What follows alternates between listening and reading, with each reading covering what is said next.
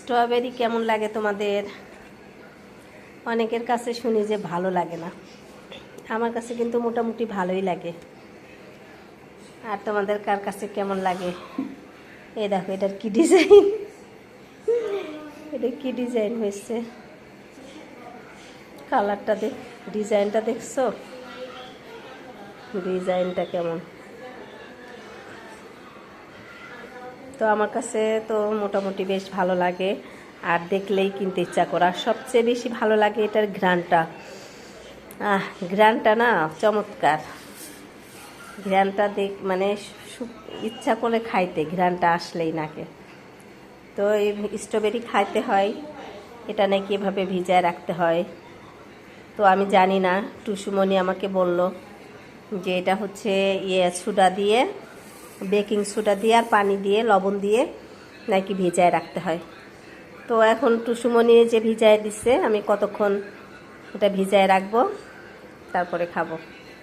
তো তোমাদের কার কাছে কেমন লাগে জানাও। আর এটা খাওয়ার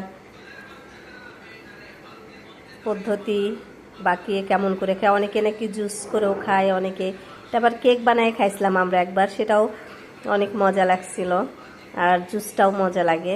তো আমি জুস আর এই মানে কেক খাইছি, আর এটা এমনি এমনি খাইতেও আমার কাছে দারুণ লাগে।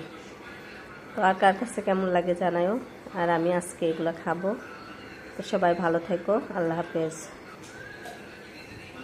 এই 10-15 মিনিট পরে আবার চলে আসছি। আসলেই সত্যি কথাই, এই যে দেখছো কত প্রচুর ময়লা বের হয়েছে এর ভেতর থেকে। এগুলো কিন্তু আমি এমনি শুধু পানি দিয়ে একবার ধুয়ে নিছি, ধুয়ে তারপরে এই পানিতে ডুবাইছি, তারপরেও কি পরিমাণ ময়লা বের হয়েছে চিন্তা করা যায়। তো সত্যি আসলে এইভাবে হচ্ছে সুন্দর করে পরিষ্কার করে নিয়ে খাইলেই আমার মনে হয় যে ভালো হয়। তো এটা আমি ফেলে আর একবার একটু পরিষ্কার পানি দিয়ে ধুয়ে নেব। তো এবার এটা আমি সেকেন্ডবার ধুচ্ছি, দ্বিতীয়বারও দেখছো কি প্রচুর ময়লা বের হয়েছে, দ্বিতীয়বারও অনেক ময়লা বের হয়েছে। তো আমি আর একবার ধুবো, 3বার ধুয়ে খাবো। তো এই যে আর একবার, এই হলো 3বার ধুয়ে নিলাম। তো এখন এই যে এগুলা খুব যে ঠিক একটা ময়লা তা না, এগুলা যে এর গায়ে যে ছোটো ছোটো যে চোখ চোখ মতো যেগুলা থাকে এগুলা আর কি, এগুলার মধ্যে আর ময়লা নাই খুব একটা। তো এখন আমি এটা খাবো, বিসমিল্লাহ। দারুণ দারুণ লাগে, মিষ্টি আছে।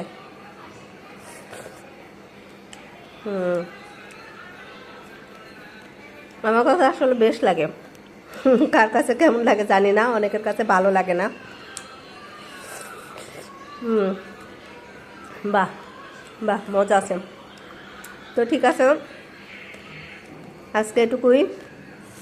তো সবাই ভালো থেকো, আমার জন্য দোয়া করো। আজকের মতো এখানে টাটা।